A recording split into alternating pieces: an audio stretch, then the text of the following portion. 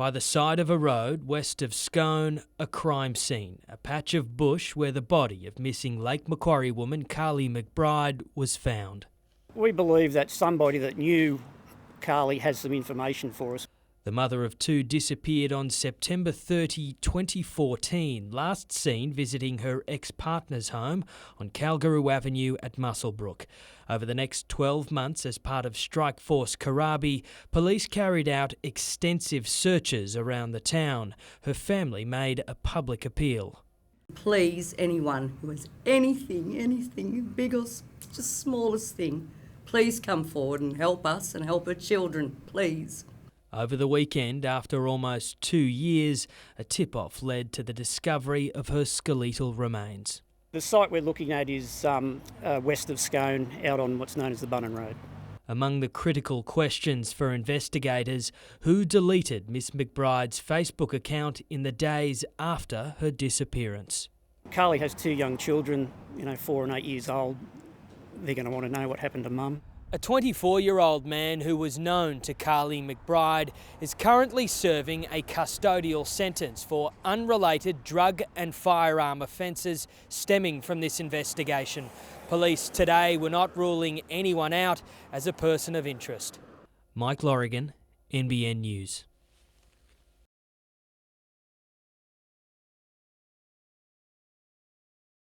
The former Bishop of Newcastle, Roger Hurft, was moved up the witness list and was expected to give evidence today. But instead, Michael Elliott spent the entire day in the chair detailing a persistent effort from within the Anglican Church to undermine his role as Professional Standards Director. You say that you believe you've endured a high level of interference in most aspects of your work. This has included practices such as isolation, bullying, policy changes, under-resourcing, reviews, oversight, personnel attack and lack of support. That's true. He went on to say his family home and car had been vandalised, the windows to his kid's bedroom broken and his family dog went missing, he suspects, because of his work. Mr Elliott also spoke of how Dice's protocol was amended in 2012 so that decisions made by the Professional Standards Board were dealt with privately. Before that, they were public knowledge. I thought it was catastrophic. And why was that? I felt it was would be a significantly abusive process for a complainant. During a cross-examination that at times bordered on theatrical, the basis of Mr Elliott's report into the use of the now infamous brown envelopes was scrutinised. I mean, you're just grasping, really, aren't you, to cover up that you don't know anything other than these documents? No. It extended late enough into the afternoon that Mr Hurft wasn't called to the stand. He will be after Mr Elliott finishes giving evidence tomorrow morning. Samuel Jordan, NBN News.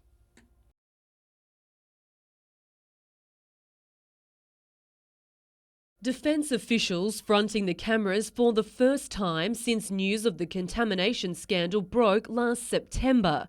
And it might not be the last, with many questions still unanswered.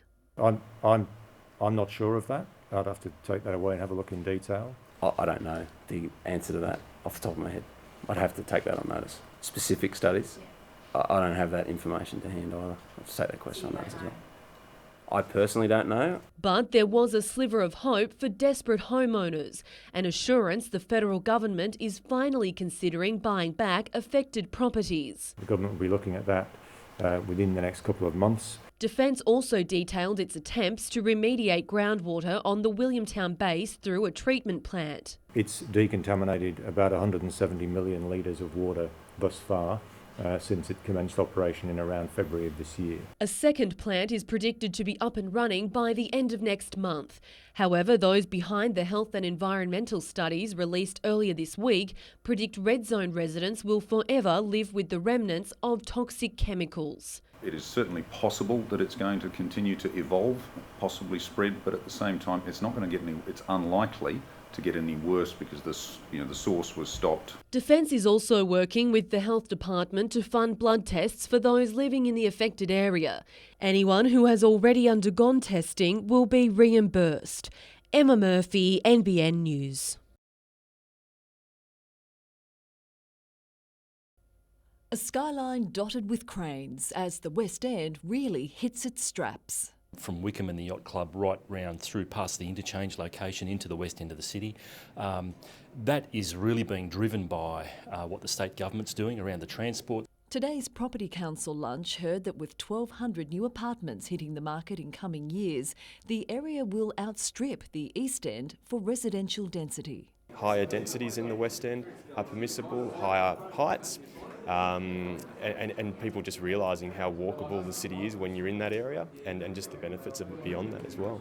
I don't think the East End is being usurped by the West End, but it's great to see additional population coming into the city in the West End.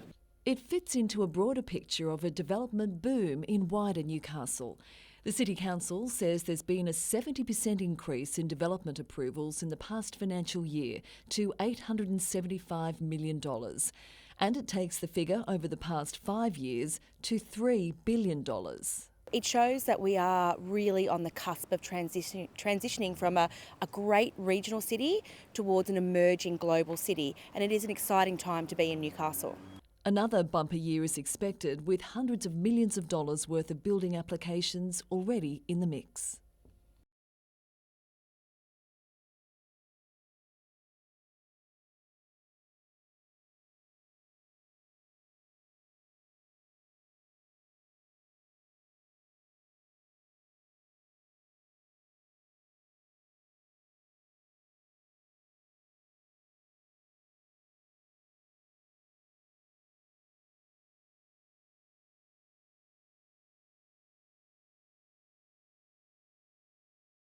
I believe it's a phoenix rising from the ashes. We had 1,000 jobs here, around 1,500 contractors working on this place, so a couple of thousand people derived a living from Kurri Kurri. And with the new developments, once this industrial area is rezoned, we could see up to 5,000 jobs, so it'd be really good for the community.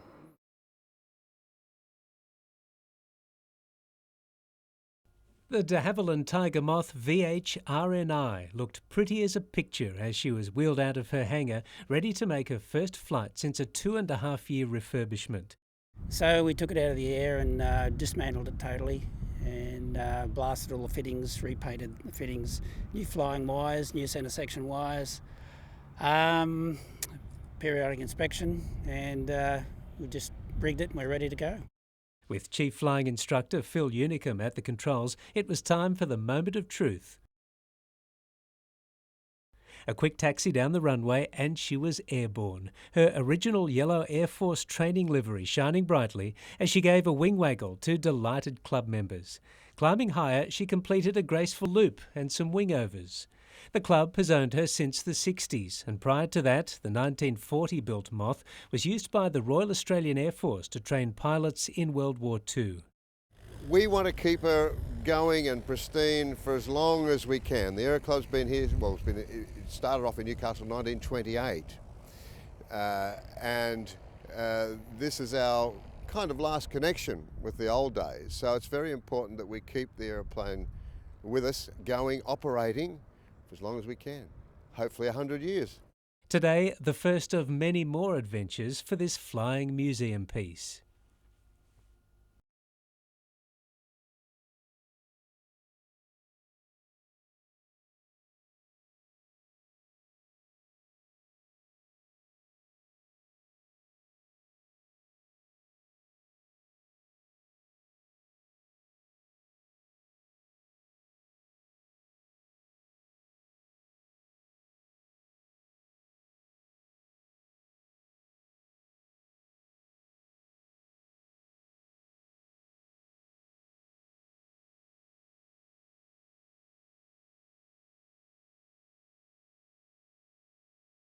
I've heard of the talk of Cross Chasing Company. We play a similar position, but as far as I know, I'm contracted here next year, and I won't be giving up my spot for anybody.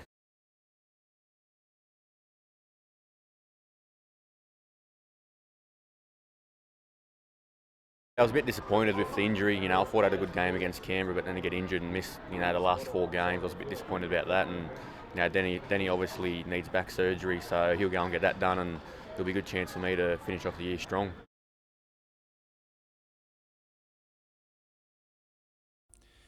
He's now back at work in Newcastle, but Hawaii is never far from Stuart McLaughlin's mind.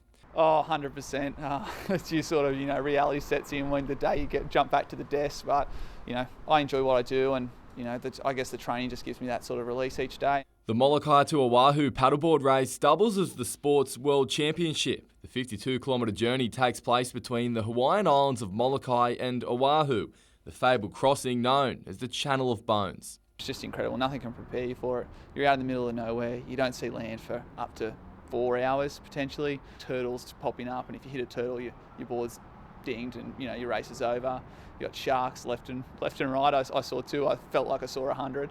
Well known in the surf life saving community, McLaughlin is a 3-time Australian board race champion. He says making it in the longer form of the sport is more than just physical. I guess I didn't really know what I was getting myself into when I did it. I'd never done a race over 2 hours, and this thing takes over 5, sometimes 6, depending on the conditions. Having tasted glory, the 27-year-old plans to return for more. 100%. It was, said it 100 times, it was an incredible atmosphere. I'll definitely pursue it.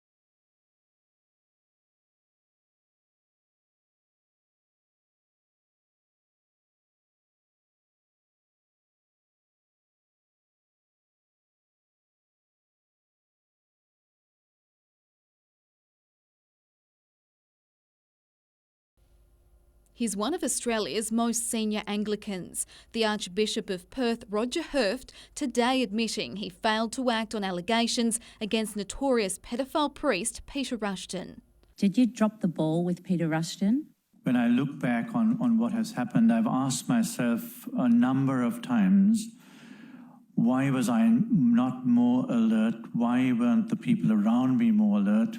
I struggle to find an answer for that, but I agree with you that at that particular point of time, I should have acted more effectively and well, and I did not. On day 9 of the Royal Commission, Archbishop Hurft was quizzed about his time as Newcastle's bishop between 1993 and 2005. He conceded the church's procedures for reporting child abuse allegations were inadequate. Is it right that, at least during the, if we may say, around the first half of your tenure as bishop, there was really no framework at all for dealing with allegations of child sexual assault? I think that would be accurate, ma'am. The Commission heard allegations would only be reported to police if they were in writing. The Archbishop was also questioned over advice he'd received not to read reports or information relating to child sexual abuse. Here you are being advised to avoid obtaining information about people who hold their positions on your licence. Yes. Well, on what possible basis could that be appropriate? I don't think it's appropriate. Archbishop Hurft will continue to give evidence when the hearing resumes on August 29. Amanda Douglas, NBN News.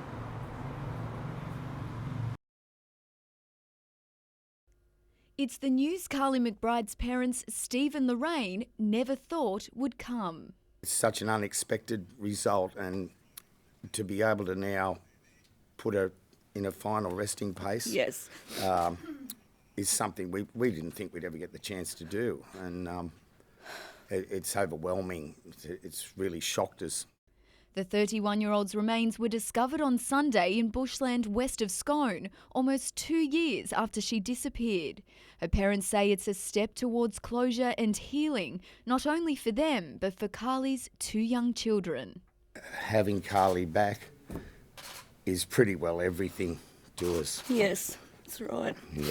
The waiting, is over for Carly now, and she can come home, and we can give Carly the dignity and respect now that she deserves.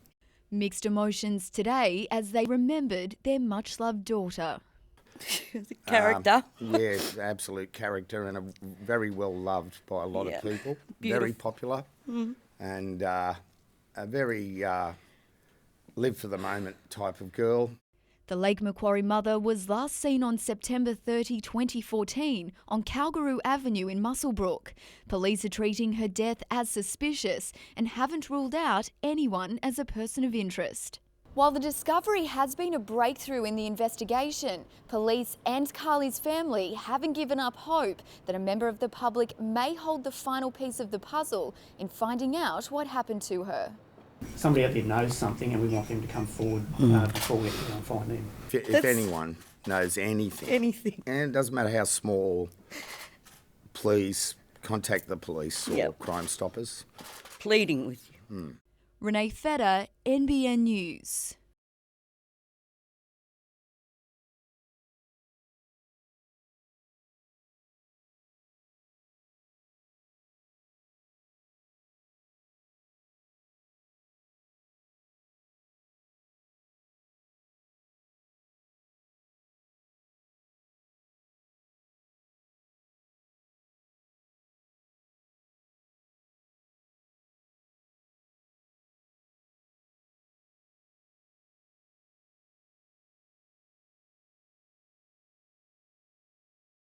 It may not look like much of a car at the moment, but in 4 months' time, these boys will have this old Holden HC ute restored like new.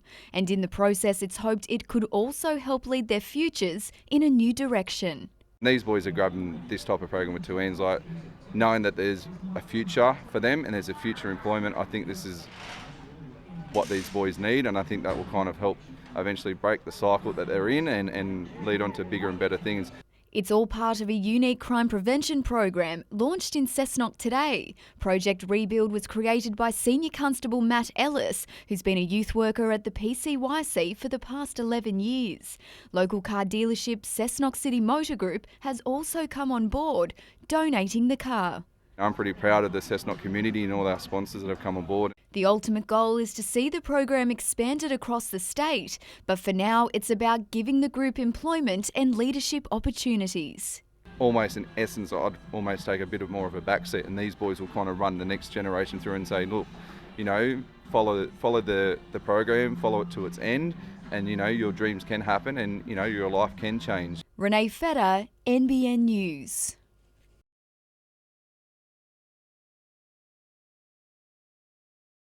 The fro, the larrikin smile. What's not to like about Sydney Olympic bronze medalist Justin Norris?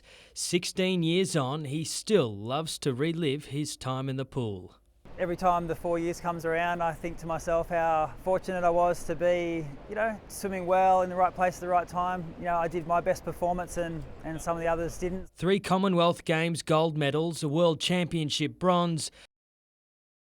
The Stockton local also sits in an exclusive club, one of only a handful on the planet to beat the mighty Michael Phelps in an Olympic final. It's definitely cool to have, and I think I look at it like the better he gets now, then the better I look. So I'm cheering him on to win as many golds as he can, and then it makes me even better. So. Norris was every bit a character throughout Australia's golden age.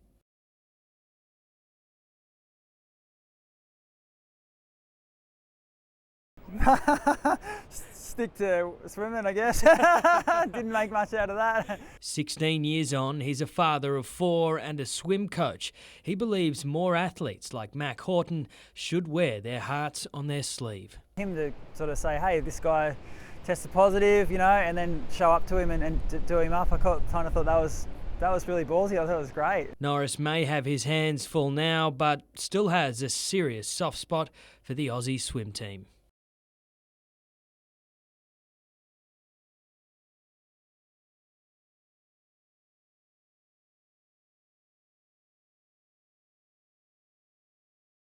Millaba means place of fun. And here at Wyndor Public School, that's the name of our very own community centre in the school grounds. We do everything here from reading and homework programs to having free breakfast.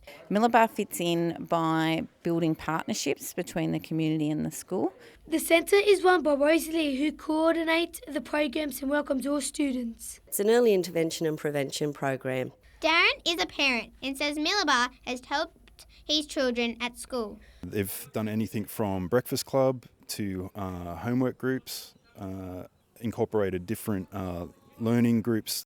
And volunteer Marie has been coming to the school longer than most. I've been and I've left and now I've returned to do a lot of volunteer work. To watch the full story or get your school involved, head to our website and we could be coming to your school. Hi, I'm Samantha Scott. And I'm Cooper Cook. Reporting to you for NBN News at Junior Journos.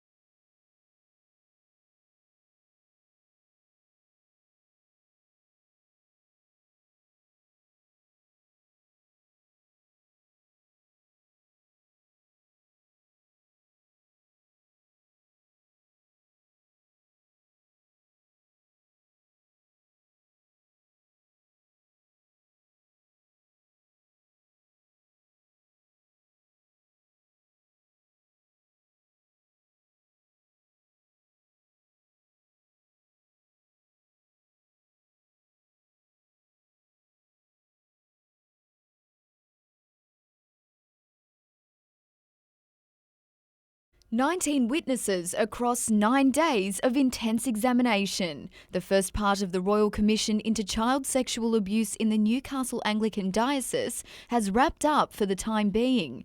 It's heard shocking allegations as well as distressing evidence from survivors. Well, it seems to me from the evidence that we're seeing so far about cover-ups at the highest level that we are starting to get some clarity around what actually happened in this region. Helen Keevers is the Managing Director of Just Is, an organisation which supports the Clergy Abuse Network. She believes the Commission hearing has also been significant in helping shift community attitudes. It's lifting the lid on these secrets and getting people to re-examine the ways they approach these things so that when survivors come forward, they are believed. And I think that is happening. Ms Keevers says while it's important allegations are aired, its vital support is provided to those who may be re-traumatised. I think it's important that people who've been affected directly feel okay about talking to someone, talking to anyone. Certainly formal counselling is a help, but it's not the only way they can be helped. The hearings are set to resume on August 29 with 8 witnesses remaining. They include the former Assistant Bishop of Newcastle, Richard Appleby, who's been recalled to give further evidence. Renee Feder, NBN News.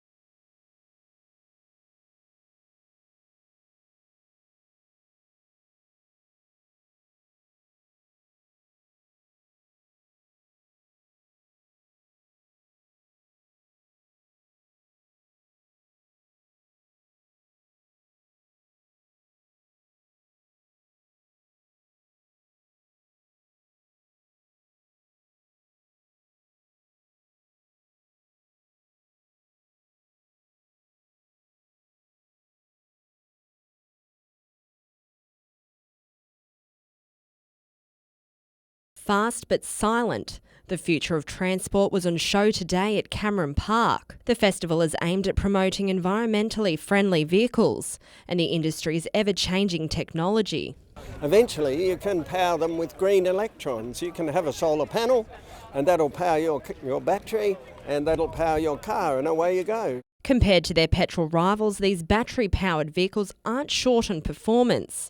The Tesla Model S can reach 100 kilometres an hour in as little as 3 seconds, and it has no engine. Absolutely, every day's a joy to drive. It's a change in, I think, how you think about motoring, but it's also changing the technology. You know, it's cool to be inside it.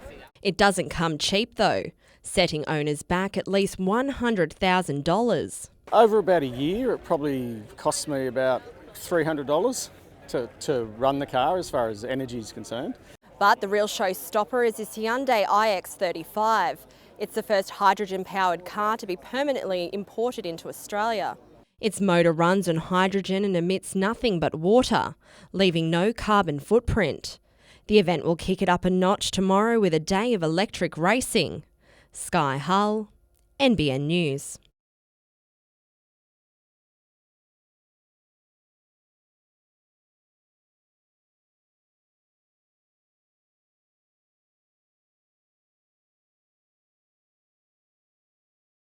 Our industry recognise the value of having competent and skilled first aiders in the workplace, but they also recognise that these then are able to provide a valuable skill to the broader community.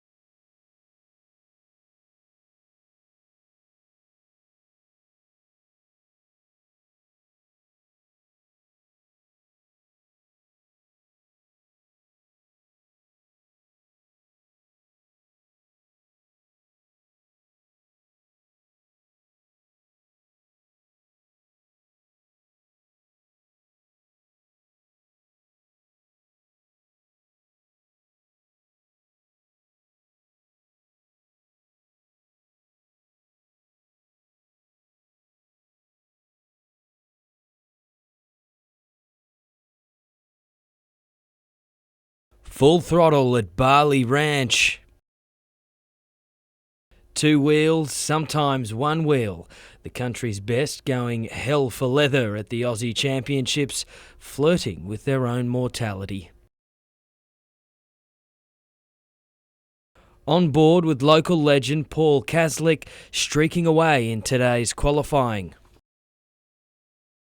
The win putting him right in the mix for another title. A lot of good riders in the field, so you never assume anything. Just make sure you join the dots throughout the weekend and luck's got to come your way. Another old head to make his return, Troy Bayliss, the 3-time world superbike champion, among the 60-plus strong field in the Pro 450 class. More of a young fella's game, you could say. I still get around all right, but it's going to be tough for me this weekend. From the seasoned veterans to the energetic newcomers, in his first year in the seniors, Merryweather's Max Croker proving a real chance.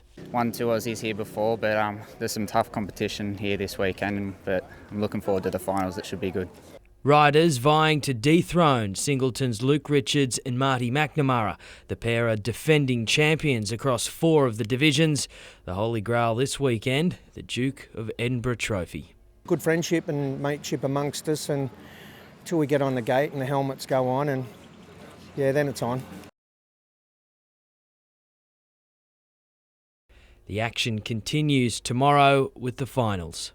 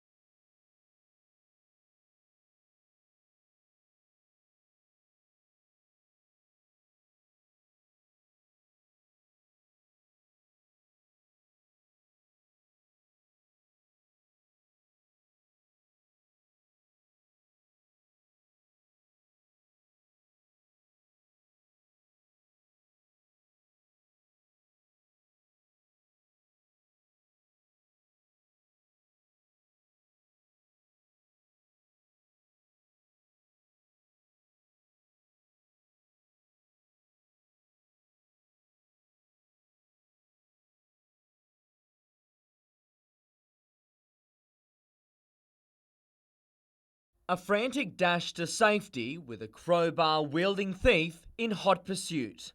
One guy tried to chase me, and he have some weapon in his hand. So that time was not good for me. A worker caught up in a robbery as brazen as it was frightening. The man and woman forced their way into the mobile service station at around 6:30 last night in a seemingly well-planned raid. Start to kick it. I think maybe they gone crazy and they will broke the door, and door can be fall down on me. So just that was scary. I think that was scary for me. Fearing for his life, the employee, who was back at work today, hid until the ordeal was over. With the worker locked in the storeroom, the two bandits had free rein inside, helping themselves to almost $2,000 from the register and also several items from the counter. The whole robbery was over in less than a minute. Police found the empty till just down the road soon after, with help from the dog squad. The offenders, though, a man and a woman, are still at large. Authorities want anyone with information to come forward, with the station's owner also keen to stop a spate of armed hold-ups. 1 month before, so it's not going well here. If someone help us, that will be too good for us. Tyson Cottrell, NBN News.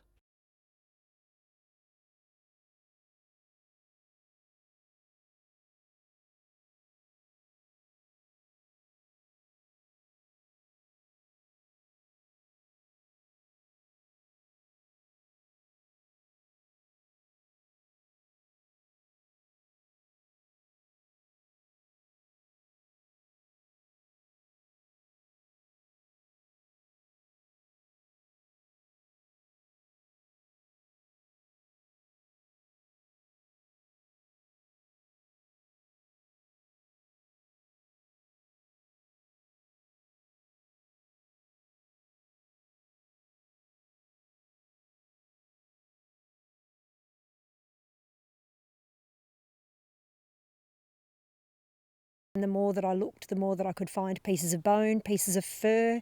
There seems to be like a Hessian bag that's full of dog parts. It's pretty sad to know that clearly the skulls have been, there's blunt instrument has hit their skull, like once or twice.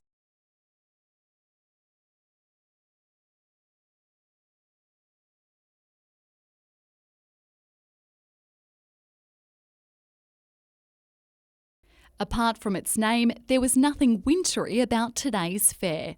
Wallsend's quiet centre transformed back into the bustling hub it once was. But it wasn't all about indulging your sweet tooth, with Newcastle Council using the event to spread the word about flood mitigation efforts. At Council, we are actively funding Wallsend flood mitigation works of $500,000 in Ironbark Creek this year, and also getting down to the detailed planning of the bridges that we need to mitigate flooding in Wallsend for the coming years. The flood-prone suburb has taken a battering in recent years, including back in January. At the moment, we're focusing on the Tyrrell Street Bridge and the detailed design work for that bridge. I'm expecting the costs in the early stages to be at least $4 to $5 million. Another talking point, the council's master plan to revitalise Wallsend Centre, with a community meeting set to be held in late October. I want everybody who has an interest in the CBD of Wallsend to come along and give us their views on what they'd like to see to revitalise, protect, restore this great CBD area. Today's festivities provided a much-needed cash injection to struggling businesses who say the revitalisation plan can't come quick enough. We've probably got half a dozen major spaces vacant throughout the town, as well as a range of minor spaces available, and a lot of businesses are doing it quite tough at the moment. The master plan is expected to be complete by early next year. Meredith Gibbs, NBN News.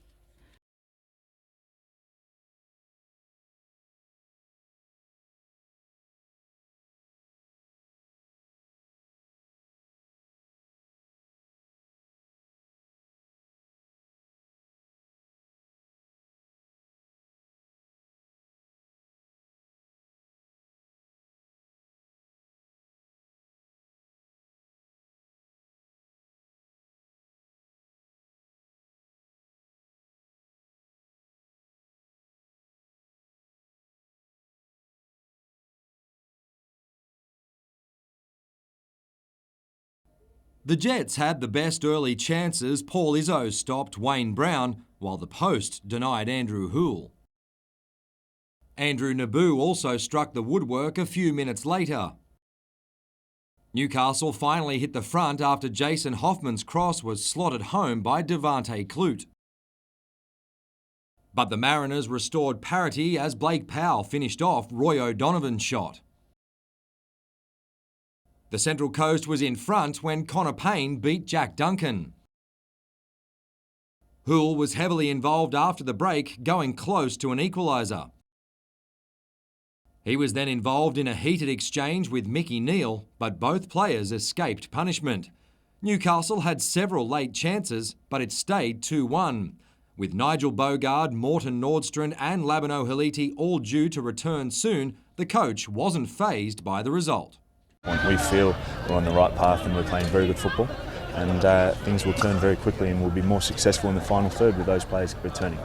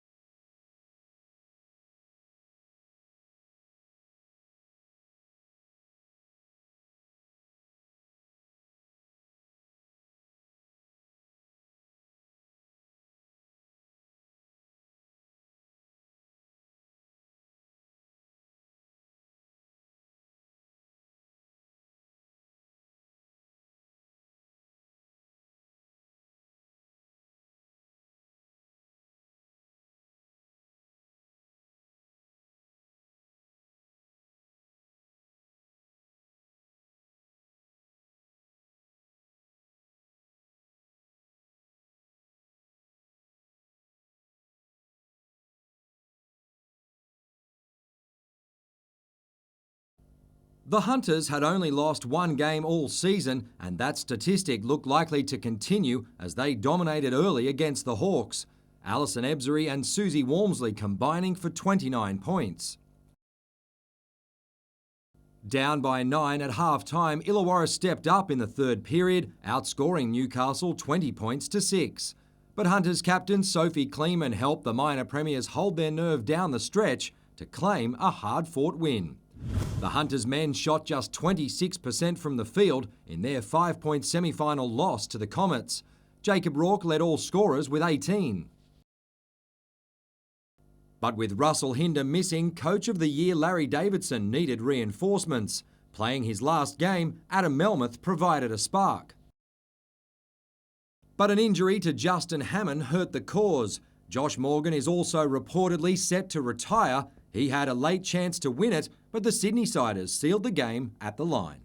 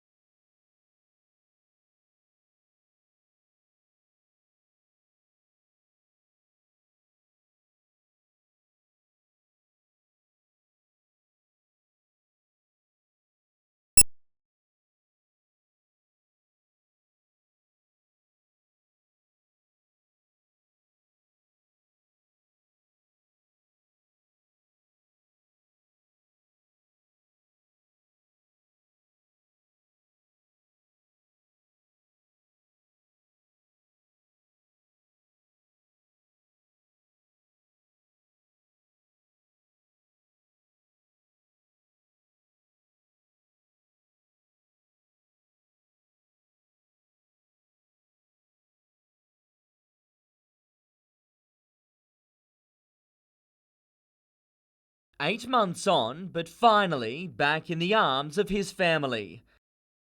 An emotional embrace for Sean Rudder, now a free man. How are you feeling after the verdict? Relieved, mate. It's eight months of my life I'll never get back being in that place, but it's all over now and I get to go home to my family.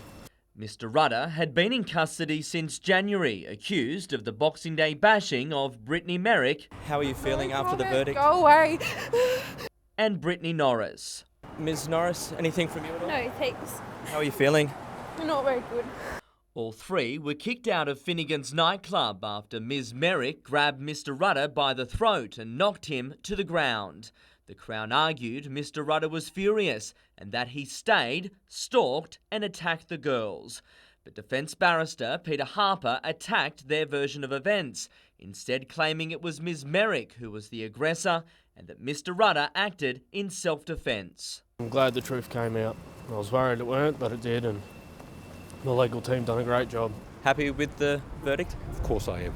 Neither of the women could remember key events from inside Finnegan's or why Ms Norris deleted a text message sent from Mr Rudder before police could see it. While the magistrate described Ms Merrick's injuries as dreadful, he told the court both she and Ms Norris just weren't reliable enough as witnesses that he could take into account their version of events. It's 8 months I'll never get back. Tyson Cottrell, NBN News.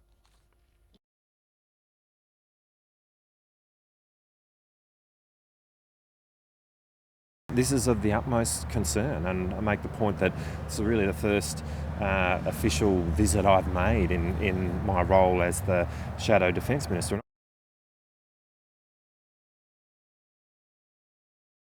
What we will be doing as a Labor opposition is holding this government to account.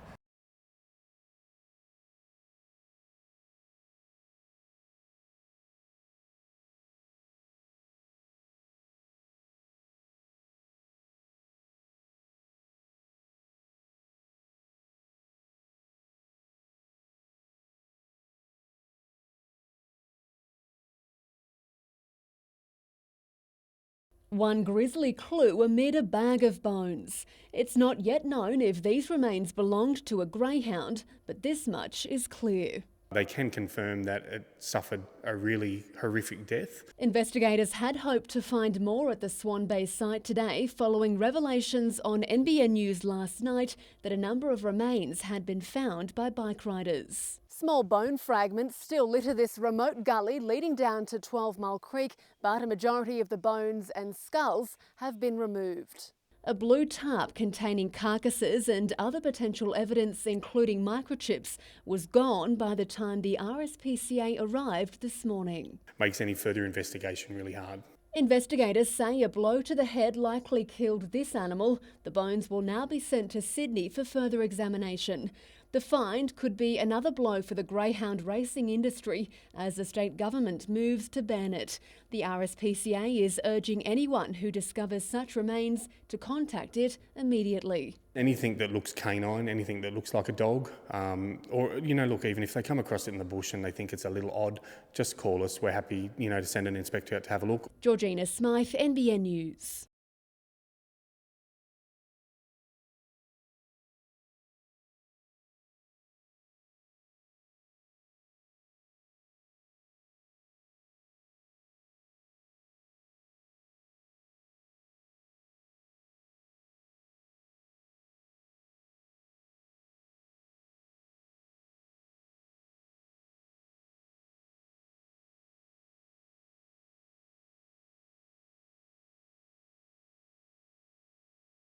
She experienced so much in 43 days at sea, but the feeling of finishing is summed up simply. Relieved, excited, and I guess happy. From Newcastle to Noosa, Juliana Barr-Thompson says it was an incredible adventure. There were hardships, but many more positives, including amazing encounters with marine life. I've had whales swim around me and kind of play around with me for hours. I've had sharks around me and following me. There was a 16-foot great white. That was probably the biggest that we kind of saw. The 27-year-old professional lifeguard is now home after completing her ambitious paddle. I took it day by day, so, I was just getting from point A to point B each day. I wasn't looking at paddling to Noosa every single day. I just eventually got to that location. In doing so, she raised nearly $30,000 for anti-domestic violence charity White Ribbon and the Surfrider Foundation. She's still fundraising, hoping to reach $50,000 before deciding what next. There's a few things, but at the moment just kind of get back into the swing of things. You can donate to The Mermaid with a Message at the My Cause website.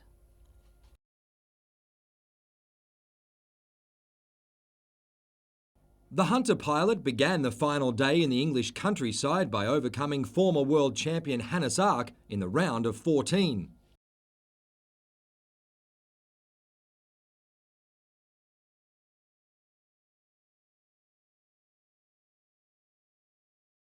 Hall then did it easy in the round of 8 to qualify for the final.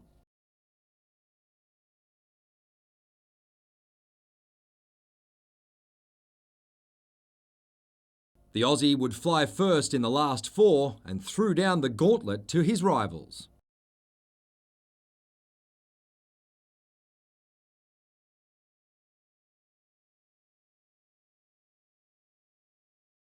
The time was enough to outclass current series leader Matthias Doldra.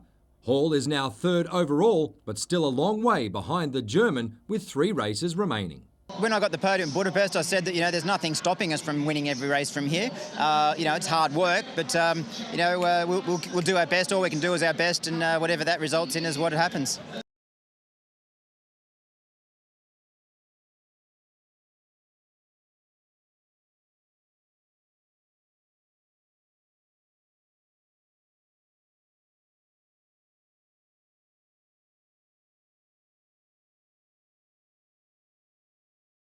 You're halfway through the season, so there's a lot of racing to go.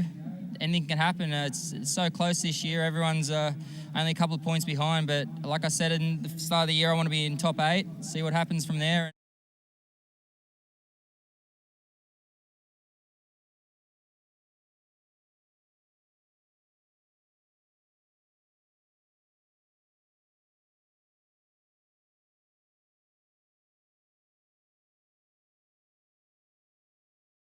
I do have a soft spot for Newcastle, because that's where, I played most of my games in my career. So, but in the end, I'm happy at the Titans, and I'd love to go there and get a win.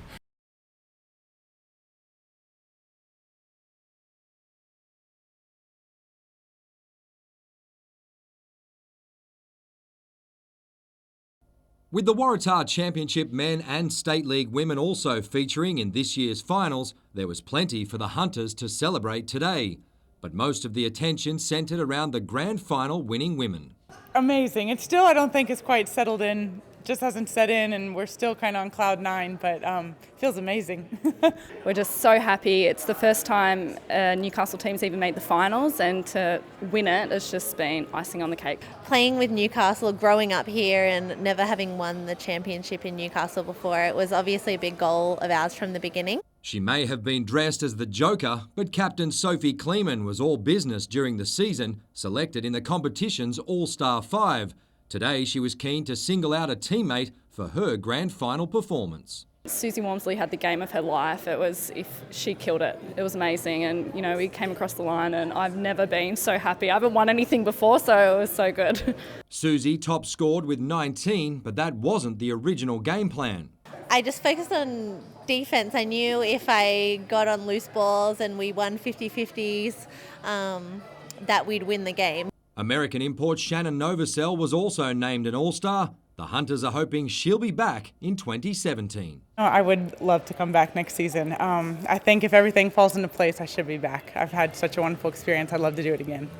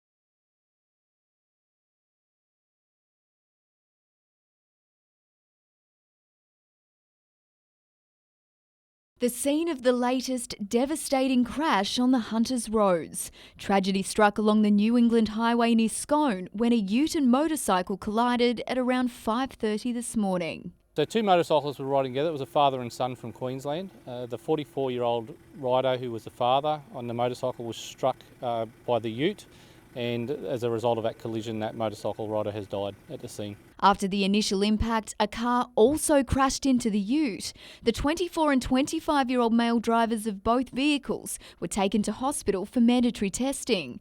The highway was closed to traffic for more than 7 hours, while investigators from Sydney and Newcastle examined the scene. As part of any investigation, they'll look at a wide range of things, including whether there was fog, the road surface, the weather. It's the 32nd death on Hunter roads this year. Across New South Wales, the road toll is sitting at 252. That's up 43 compared to the same time last year.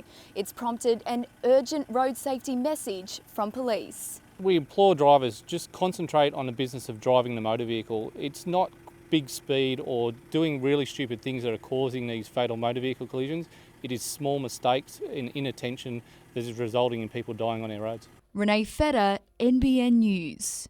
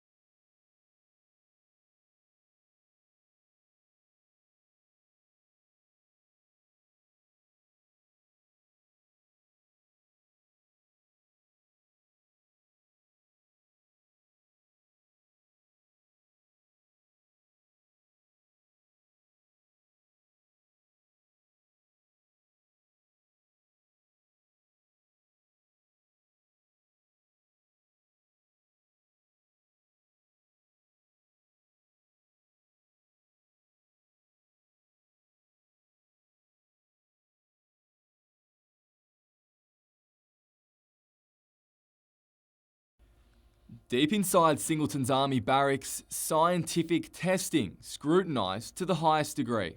All pretty good wines. Yep. 70 winemakers, 644 entries, heat semis and a final. It's wine country's own Olympics, all overseen by a dedicated team sampling more than 100 drops a day. Judging's mental gymnastics in a way. There's lots of numbers to think about, a lot of time focusing on a lot of wines, so you really have to have your concentration up. There's an international flavour too. English expert Matt Walls is down under to offer advice. Well, so far I've been pretty impressed actually, yeah, particularly with the 2014s. There's a definite style that you've got here that I really like. The event can prove lucrative for the region's vignerons. It gives them the opportunity to benchmark against their peers, but it also gives them the opportunity to then take their wines forward and promote them into the marketplace. 2016 was a tough year for local winemakers, but the judges here have been impressed by the quality of the drops on offer, and it's hard to disagree. The winners are announced on Friday. The best wines rise to the top. Samuel Jordan, NBN News.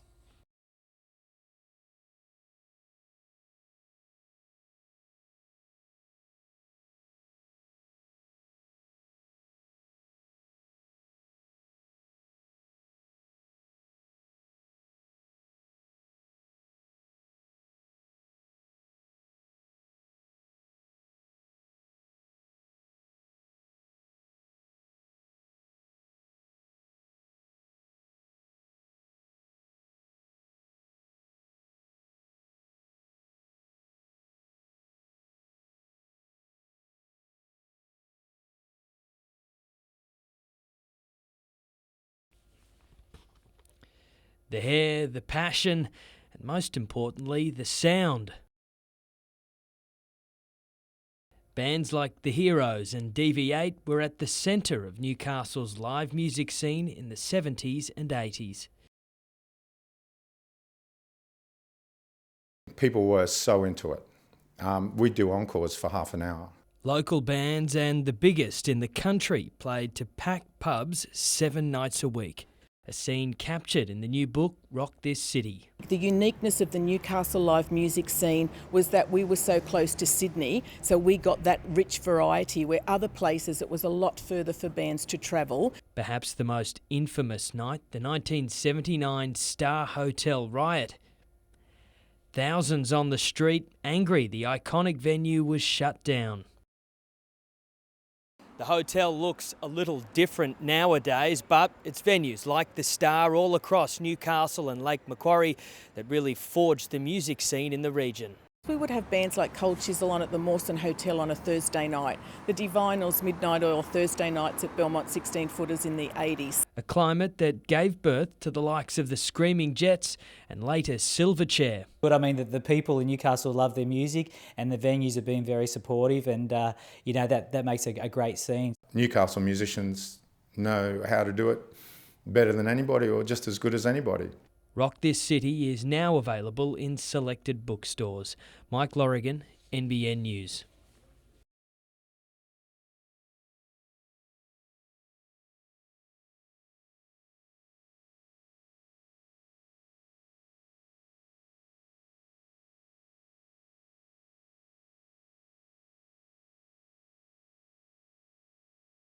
Come on stage when I call her, hop up on a chair with me and I'll just hold the lead and sing a song that I wrote for my dogs called Your Eyes Could Never Lie.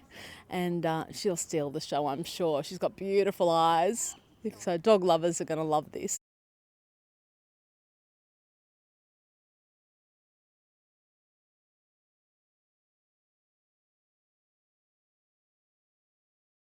He's reinvigorated the Titans, and this Saturday the Hayne plane will touch down at Hunter Stadium.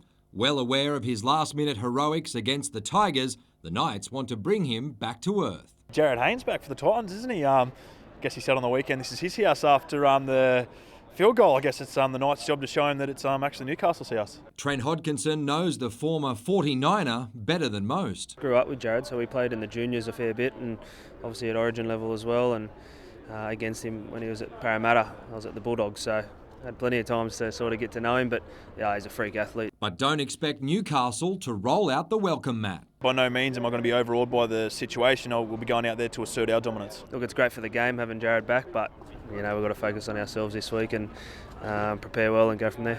With their second half capitulation against the Panthers still fresh, today the Knights sifted through the wreckage. We're starting to build a good culture here and we're starting to be honest with each other and have some honest conversations, and it's only going to help us in the long run, that's for sure. Conversations that need to happen, and they may be a bit uncomfortable at the time, but it's only going to improve us as a squad. Meanwhile, there's still no official word on where injured forward Robbie Rocco will be next season, but he's understood to be keen to get out of his comfort zone in the Hunter.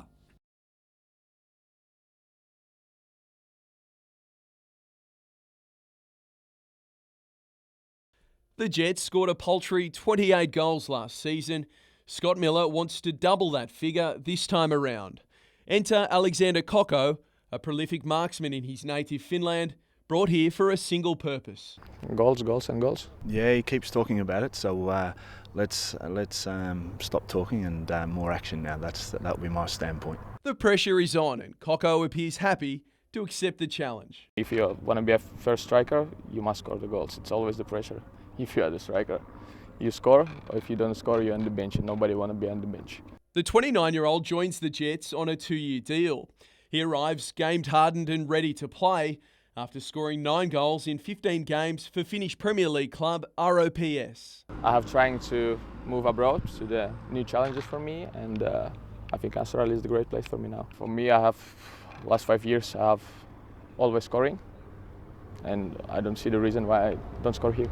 Kokko's arrival is another piece in Scott Miller's revamped roster, which is not yet complete. The quality needs to raise, and I think you gentlemen coming down and watching training, you've seen training intensity raise again from last season, and it was a shock to me that people thought the intensity had risen last year from the year before. It was a shock to me that they thought that was professional sport and intensity.